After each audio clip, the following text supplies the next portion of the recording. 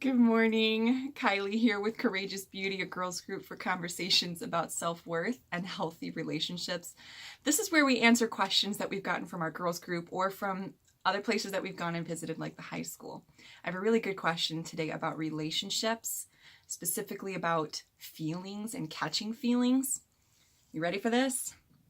How do I avoid catching feelings for someone who doesn't appreciate me and my worth? Great question. Also hard to answer, and sad news, likely you won't be able to control the fact that you're catching feelings for someone.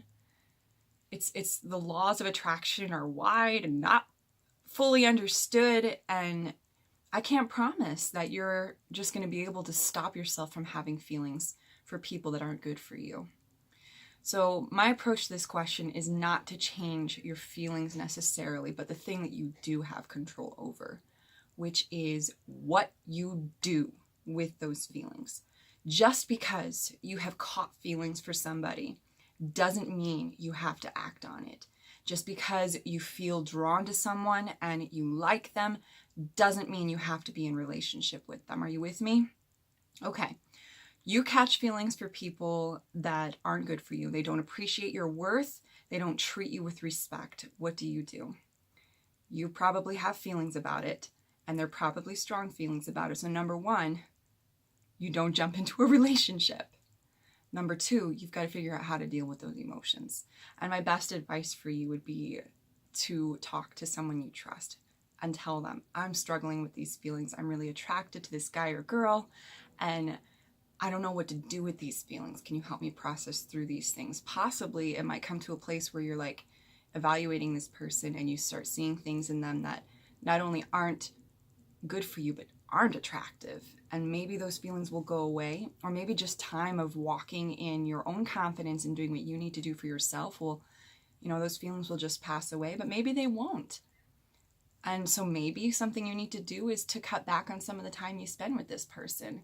Because if you know for a fact that they're not going to respect you and not going to treat you the way you're worth being treated, then you don't need to be around that. And if it's hard for you to say no to this person, you need to set some boundaries for yourself.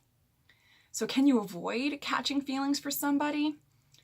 Not necessarily, but you can control what you do about it. So that would be my answer to that question. And again, if you guys have more specific questions about that, comment, shoot us a question, drop a question in the anonymous question link that we have through Curious Cat below. I'll put all that stuff in the description.